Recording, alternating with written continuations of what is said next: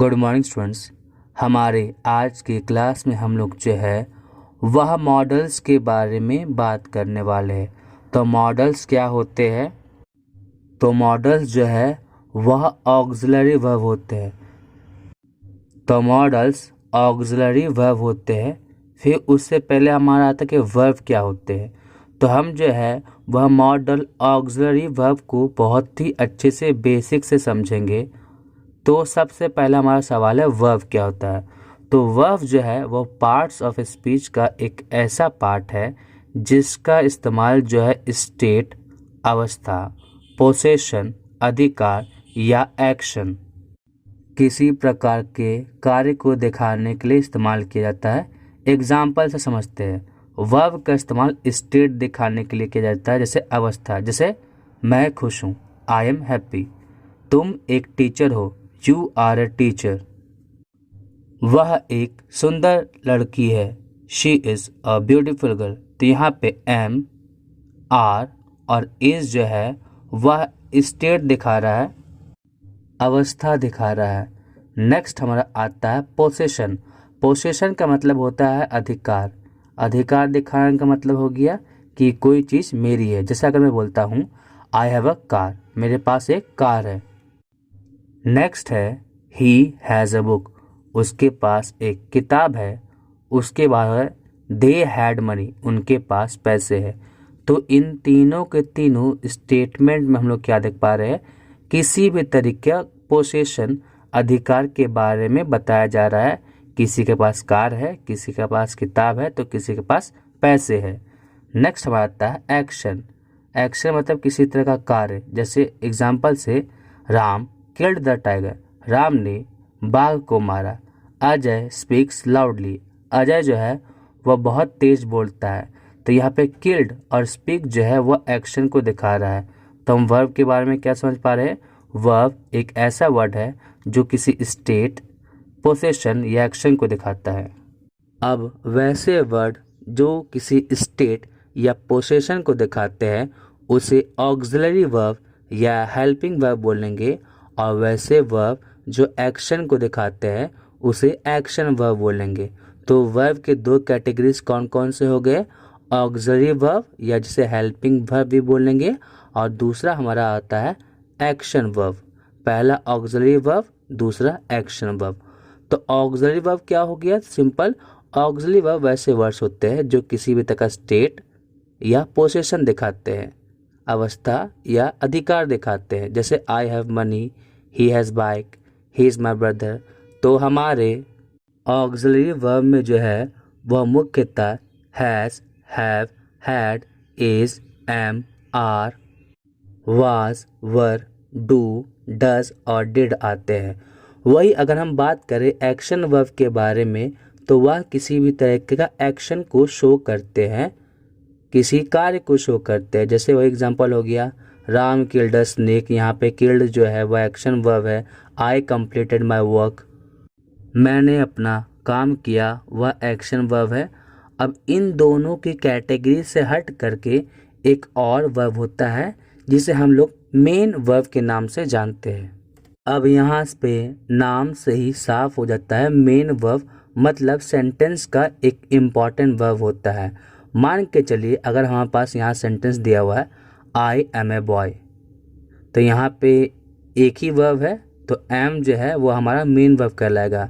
Next है he is a student, वह एक छात्र है। वही दूसरी ओर हो गया ही हैज़ अ कार, उसके पास एक कार है।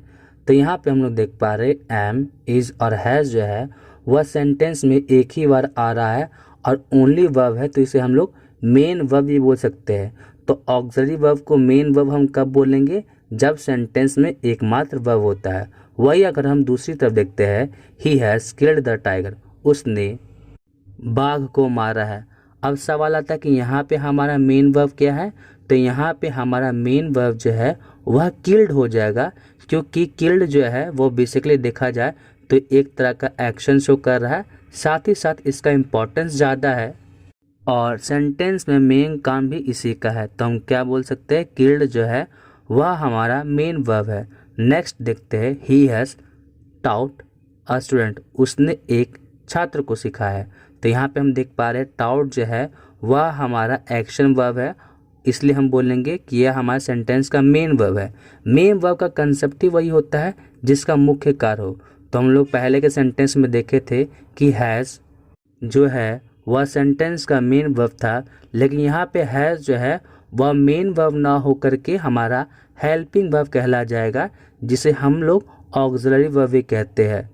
और हमारे हेल्पिंग वर्ब या ऑक्सिलरी वर्ब का काम ही यहाँ पे क्या होता है, मेन वर्ब का मदद करना, सहायता करना।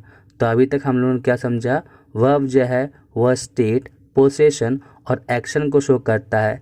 स्टेट और पोसेशन को दोनों को एक साथ मिला करके हमारा ऑक्सिलरी वर्ब बनता है। वही एक्शन के लिए हमारा जो है वो हमारा एक्शन वर्ब ही बन जाता है। साथ ही साथ हम लोगों ने यह जाना कि अगर सेंटेंस में एक लौता वर्ब है तो उसे मेन वर्ब बोलते हैं। साथ ही साथ अगर उसमें दो वर्ब है तो जिसका महत्व ज़्यादा है उसे हम लोग मेन वर्ब के तौर पे लेंगे। यहाँ पे एक और एग्जांपल देख लेते हैं, Ram has killed the tiger. तो यहाँ पे हैज़ जो है वह हमारा हेल्पिंग वर्ब है और किल्ड जो है वह हमारा मेन वर्ब है। वही दूसरी हम देख पा रहे हैं, अजय हैज़ टेकन विमल। अजय ने विमल खाया है। तो यहाँ पे हैज़ जो है वो हमारा हेल्पिंग वर्ब है और टेकन जो है वो हमारा मेन वर्ब है। इस बात को याद रखना है कि सेंटेंस में अगर दो वर्ब है तो जिसका इंपॉर्टेंस ज़्यादा है उसे ही मेन वर्ब बोलेंगे, और अगर कभी भी सेंटेंस में दो वर्ब होते हैं तो इस बात को याद रखना कि दूसरा वर्ब जो है जो मेन वर्ब कहलाता है वो बेसिकली हमारा एक्शन वर्ड होता है, जैसे कि आप लोग यहाँ पे देख पा रहे होंगे। तो मुझे लगता है अभी तक का कंसेप्ट क्लियर हो गया होगा। अब हम जाते हैं ऑक्सिलरी वर्ब की तरफ। तो ऑक्सिलरी वर्ब तीन कैटेगरी में बांटे गए हैं, primary auxiliary verb, model auxiliary verb और सेमी मॉडल ऑक्सिलरी वर्ब। अगर हम प्राइमरी ऑक्सिलरी वर्ब के बारे में बात करें तो यहाँ पे हमारा जो है वह स्टेट और पोसेशन वाले वर्ब्स जो कि हमारा is, am, are, was, were, has, have, had आ जाता है। तो प्राइमरी वर्ब के कैटेगरी में हमारा गए बी वर्ब। बी वर्ब कौन कौन से होते हैं, बी वर्ब हमारे होते हैं is, am, are, was, were, been और बीइंग। नेक्स्ट हम आता है to have verb. Have verb हमारा हो गया हैज़, हैव, हैड और हैविंग। और नेक्स्ट हम आता है टू डू वर्ब, जिसमें डू, डज और डिड लग जा रहे हैं। तो हम लोग क्या देख पा रहे हैं, प्राइमरी वर्ब में हमारा बी वर्ब आ गया, हैव आ गया और डू आ गया। यह एग्जाम्पल है, I am going, he has eaten, they are not helping us, I have money, I did the task. तो यहाँ पे हम लोग देख पा रहे हैं एम, हैज़, आर, हैव और डिड जो है वो बेसिकली हमारे प्राइमरी ऑक्सिलरी वर्ब होते हैं। और अब जो है हमारा टॉपिक मॉडल ऑक्सिलरी वर्ब आएगा। तो प्राइमरी ऑक्सिलरी वर्ब का इस्तेमाल जो है वह पोसेशन, अधिकार और स्टेट, अवस्था को दिखाने के लिए किया जाता है। वही दूसरी ओर अगर हम मॉडल ऑक्सिलरी वर्ब के बारे में बात करें तो इसका इस्तेमाल जो है वह order, request, command, ability, probability के लिए किया जाता है।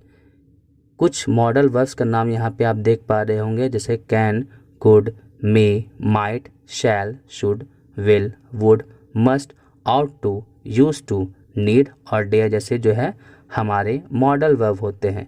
तो मॉडल ऑक्सिलरी वर्ब क्या हो गया, तो मॉडल ऑक्सिलरी वर्ब वैसे वर्ब्स को बोला जाता है जिसका इस्तेमाल जो है वो ऑर्डर, आदेश, रिक्वेस्ट, विनती, कमांड, वो भी एक तरह का आदेश हो गया, एबिलिटी, क्षमता, प्रोबेबिलिटी, प्रायिकता, मतलब हो भी सकता है और नहीं भी हो सकता है। इसके एग्जाम्पल है, I can do this work, मैं यह काम कर सकता हूँ। यह किसी व्यक्ति की एबिलिटी, क्षमता बता रही है। वही दूसरी ओर ही मे बी हेयर, वह यहाँ हो सकता है, यहाँ पे प्रोबेबिलिटी बता रही है। तो मॉडल वर्ब के बारे में हम लोगों ने क्या समझा कि मॉडल वर्ब जो है वह किसी भी तरह का order, request, command, ability, probability को शो करती है। अब हम एक और बात जो कि बहुत ही ज़्यादा इम्पॉर्टेंट है मॉडल ऑक्सिलरी वर्ब को लेकर के, उसके बारे में जानेंगे। अगर आप लोगों ने टेंस पढ़ा होगा तो उसमें आप लोगों ने यह भी जाना होगा कि शैल और विल जो है वह हमारा मॉडल ऑक्सिलरी वर्ब होता है। तो चलिए उसमें से कुछ एग्जांपल्स के बारे में बात करते हैं। अगर हम बात करें सिंपल फ्यूचर टेंस तो उसका क्या होता है, हमारा एक एग्जांपल हम लेते हैं, आई शैल कॉल यू, मैं तुम्हें फ़ोन करूँगा। तो अगर शैल हमारा मॉडल वर्ब है तो कॉल जो है वह हमारा वर्ब 1 है। नेक्स्ट एग्जांपल देख पाते हैं, I shall be calling you, मैं तुम्हें फ़ोन करता रहूँगा। तो यहाँ पे देखिए शैल जो है वह हमारा मॉडल वर्ब है और बी जो है वह हमारा बेस फॉर्म का वर्ब 1 है और उसके बाद कॉलिंग जो है वह हमारा वर्ब 4 है। उसके बाद हम देख पा रहे हैं I shall have called you. तो यहाँ पे शैल जो है वह हमारा मॉडल वर्ब है और हैव जो है वह हमारा वर्ब का बेस फॉर्म है, वर्ब 1 है और कॉल्ड जो है वो वर्ब 3 है। वहीं एक और एग्जांपल देखते हैं, I shall have been calling you.